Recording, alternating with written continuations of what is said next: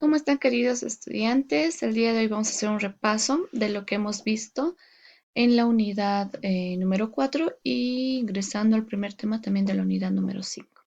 Habíamos dejado pendiente hasta este tema porque hemos ingresado también a vacaciones, entonces nos correspondía poder reforzar estos tres temas de la unidad 4, vuelvo a repetir, y un tema más de la unidad 5. Nos dice, los adjetivos y pronombres demostrativos, ¿qué son? Son palabras que sirven para indicar o mostrar un objeto, persona o idea y permite expresar qué distancia física o temporal existe entre quien habla y el objeto. Entonces, volvemos a repetir, son palabras que sirven para indicar o mostrar un objeto, persona o idea que expresa o permite qué distancia física o temporal existe entre quien habla y el objeto. ¿Qué más nos menciona? Aquí tenemos un gran ejemplo de lo que acabamos de mencionar. Dice, observamos la imagen, ¿cuál es la diferencia? Efectivamente, la distancia entre cada gráfico. Si vamos a empezar por lo más lejos. Dice aquella, aquel, aquellos, ¿no? Entre en medio, esa, ese, esos, esas. Y por último, esta, este, estos, estas. Entonces, efectivamente, una diferencia la distancia entre cada gráfico que vemos de estos niños, ¿no? Tiene una distancia que está representando y cómo podemos mencionarlo. De aquella, aquel, esa, ese, esta, este. Cuando se utiliza como adjetivo, cuando se utiliza como adjetivo, acompaña en el sustantivo e indica a qué distancia está de quien lo está hablando. Por lo concuerdan en género y número. Entonces puedo decir, de acuerdo a la niña en este caso, de una persona de esta niña, estamos hablando de ese moño, este moño o aquel moño. Entonces estamos hablando de la distancia que hay entre la persona y el objeto. Cuando se usan, cuando se usan como pronombres, reemplazando a un sustantivo y sirve para referirse a objetos, seres o ideas que se han nombrado anteriormente. Esta pelota es mía. Esta es la mía. ¿Cuál es la diferencia? O vamos a mencionar aquí la diferenciando adjetivos y pronombres determinativos. Aquí tenemos, y es importante recordar que vamos a identificar el adjetivo determinativo y el pronombre determinativo. Eso es muy importante antes que nos pasemos al siguiente tema. Identificamos entonces el adjetivo determinativo y el pronombre determinativo. ¿Qué nos quiere decir el adjetivo determinativo? Palabras que acompañan a los sustantivos para determinarlo. Por ejemplo, demostrativos, posesivos, numerales e indefinidos. El ejemplo que nos menciona aquí, esas niñas bailan marinera. Ahora, en el pronombre determinativo, nos dice que son palabras que reemplazan a los sustantivos. La clase, demostrativos, posesivos, numerales indefinidos. Ahora vamos a pasar a las palabras esdrújulas y sobresdrújulas, lo que habíamos mencionado. Aquí vamos a observar, aquí tenemos varios ejemplos de imágenes que indican sus nombres, ¿no? Tenemos árboles o árbol, micrófono, brócoli, fósforo. Entonces, ¿en qué sílaba llevan la mayoría fuerza de voz las siguientes figuras? Por ejemplo, en árbol lleva en la casi primera, y eso es lo que vamos a identificar ahora, cuáles son las esdrújulas y sobresdrújulas. ¿Qué nos quiere decir que son las palabras esdrújulas? Son aquellas palabras que tienen la mayor fuerza de voz en la antepenúltima sílaba. Es muy importante recordar eso, en la antepenúltima sílaba. Todas las palabras esdrújulas llevan tilde, entonces debemos identificar si están, o en este caso si están el acento en la antepenúltima sílaba y lleva mayor fuerza de voz. El ejemplo que podemos llegar a tener aquí es máscara, títere, cáscara, máquina y pelota. En el ejemplo yo te puedo mencionar nombres 5 palabras o 7 palabras esdrújulas, ¿no? Entonces, ¿qué es lo que debe resaltar aquí en las palabras esdrújulas? Que debe llevar el acento en la antepenúltima sílaba, donde tiene la mayor fuerza de voz. Las palabras sobresdrújulas, ¿qué nos quiere decir? Las palabras sobresdrújulas, a comparación de las esdrújulas, son aquellas palabras que se acentúan en la anterior a la antepenúltima sílaba. Por ejemplo, las palabras sobresdrújulas siempre se tildan. El ejemplo que tengo aquí, rápidamente, déjeselo, dándomelo. Vamos a entrar ahora a los conectores, otro tema también que habíamos mencionado. Los conectores temporales son aquellos recursos que colocan a la oración en determinado tiempo y ubicación temporal. Los conectores pueden ser de distintos tipos, según el valor que tenga. Y aquí podemos distinguirlos en tres: de anterioridad, de simultaneidad y de posterioridad. ¿Qué nos quiere decir de anterioridad? Son aquellos nexos que hacen referencia a hechos, circunstancias o eventos que se desarrollan en el pasado. Entonces, lo que nos menciona es que hace referencia a los hechos o circunstancias, eventos que podemos llegar a tener que se desarrollaron en el pasado. ¿Qué quiere decir antepasado? Digamos, puedo decir ayer, ¿no? De simultaneidad, ¿qué nos quiere decir? Cuando dos acciones suceden al mismo tiempo. El ejemplo que habíamos colocado, ¿no? Por ejemplo, hoy grabo el video y más tarde descanso, ¿no? Voy a hacer dos acciones que van a suceder en el mismo tiempo. De posterioridad, ¿qué nos quiere decir? Los conectores se utilizan para referirse a hechos o sucesos que tendrán lugar en el futuro. Entonces, aquí nos menciona que se refiere a hechos o sucesos o acontecimientos vamos a tener, ¿ya? Pero esto da lugar en el futuro. Los conectores temporales de anterioridad, habíamos dicho, aquí tenemos algunos ejemplos.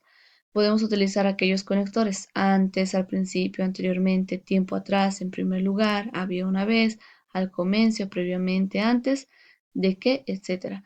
Y algún ejemplo que podemos mencionar. Previamente arreglo la sala para recibir a mis amigos. Otro ejemplo, María hace tiempo tenía decidido aceptar este cargo. Ana juega con sus amigos antes de que su madre la llame para cenar. Ahora en los conectores temporales o de simultaneidad podemos encontrar como ejemplo los siguientes: al mismo tiempo, a la vez, entonces, a medida, mientras tanto, cuando, mientras que, etc. El ejemplo: mi madre lloraba por mi partida. Al mismo tiempo, me daba ánimos por mi propósito. Entonces estamos haciendo lo que nos había mencionado anteriormente de simultaneidad, que cuando dos acciones suceden al mismo tiempo. ¿Qué ejemplo más nos menciona? Juan vivió en Italia, actualmente vive en Colombia. Entonces tenemos dos acciones, ¿no? Que están sucediendo al mismo tiempo. Mi abuela me regaló chocolates, entonces los compartí con mis amigos. Con los conectores temporales de posterioridad, los conectores que podemos utilizar son los siguientes: más tarde, posteriormente, con el paso del tiempo, después de que, luego, después, finalmente, etc. Sería bueno que te anotes en unas tarjetitas cuáles son los conectores de posterioridad, cuáles son los conectores de simultaneidad y los conectores de anterioridad, ¿no? Para que te pueda ayudar también un poco más a recordar cuáles son esos conectores. Los ejemplos que tenemos en los conectores de temporales de posterioridad: dice, Camila realizó las tareas, luego observó tranquila la televisión. José maltrató a un cachorro, más tarde lloraba por el remordimiento. Fui de visita a Colombia, en aquel país me gradué. Entonces, hasta ahí vamos a llegar. Vamos a ver también el otro tema de la unidad 5 que hemos visto acerca de la poesía. Acerca de la poesía que habíamos visto, ¿no? En las características de la poesía. ¿Qué nos quiere decir? Aquí hemos encontrado 4 tipos de rimas y vamos a recordar, hemos subrayado también en el curso. El primer tipo de rima, y en este caso su nombre es justo rima, hace referencia que es el efecto que se da por la repetición total o parcial de los sonidos finales de cada palabra, que se encuentra al final de 2 o más versos. Si te das cuenta, habíamos mencionado también de que cada estrofa tiene 4 versos o puede tener hasta 5 o 6, ¿no? Pero en la mayoría de las poesías vamos a encontrar que tiene 4 versos. Entonces, aquí tenemos una poesía o una estrofa de un poema que tiene 4 versos. Si te das cuenta que en el segundo verso acaba en nubes y en el último verso azules. En este caso sería es, coincide con la rima. Vamos a ir ahora con la rima asonante. ¿Qué nos quiere decir en la rima asonante? Nos dice que ocurre cuando solo coinciden los sonidos vocálicos y no los consonantes. ¿Qué quiere decir vocálicos? Habíamos repetido qué son las vocales, qué son las consonantes, qué son las sílabas y qué son las palabras. Porque es un dato muy importante y puede hacer que esté en el examen. Entonces, en la rima sonante nos dice que son el sonido es vocálico. ¿Qué quiere decir vocálico? Que se encuentra en las vocales. Si te das cuenta que en esta estrofa tenemos en el segundo verso, cantares. Está la vocal A y la E. Y si nos vamos al último verso, vamos a encontrar la palabra grandes, que también está la A y la E, ¿no? Vamos a ir ahora con la rima consonante. ¿Qué nos quiere decir la rima consonante? Ocurre cuando la repetición es de vocal y de consonante, o sea, ambas tienen que funcionar. La consonante y la vocal o la consonante. En este caso sería esa, ¿no? Princesa. Y abajo nos menciona fresa. Entonces aquí está repitiéndose la vocal y la consonante. Y por último, la rima libre. ¿Qué nos quiere decir? En algunos poemas el verso es libre, sin rima. Y vamos a leer esto de aquí, ¿no? Esta estrofa. Dice, ahora se eleva el pájaro, se fuga, y el cielo abre su espacio a sus frágiles días. La roca, árida, invulnerable, permanente, no necesita al pájaro, me digo. Si te das cuenta, no tiene rima, pero sí existen poemas que son de rimas libres. Entonces aquí estamos viendo los 4 tipos de rima en la cual también yo te puedo llegar a colocar ejemplos y tú tienes que identificar a qué tipo de rima pertenece a la rima consonante, rima libre o la rima asonante. Nos vamos a ir al siguiente tema también que habíamos eh, tenido acerca de las reglas, ¿no? De medir el poema. Pero antes nos vamos a ir a esta parte que es muy importante, también me estoy olvidando, acerca de un ratito, de esto. Dice, en los poemas se utilizan palabras que permiten imaginar, ¿no? Estas expresiones se llaman imágenes sensoriales y pueden ser táctiles. ¿Qué quiere decir táctiles? Del tacto, olfativas del olfato, gustativas del gusto, visuales de la vista y auditivas del oído.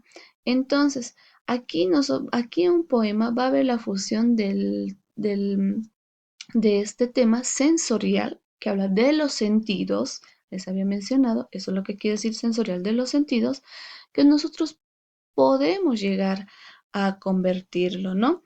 En el ejemplo, en el tacto, el aire tibio del abril, lo podemos sentir. El olfato, el olor de verano al abrir las ventanas. En el gusto, los dulces encuentros del día. Vista, blancos caminos conducían allí.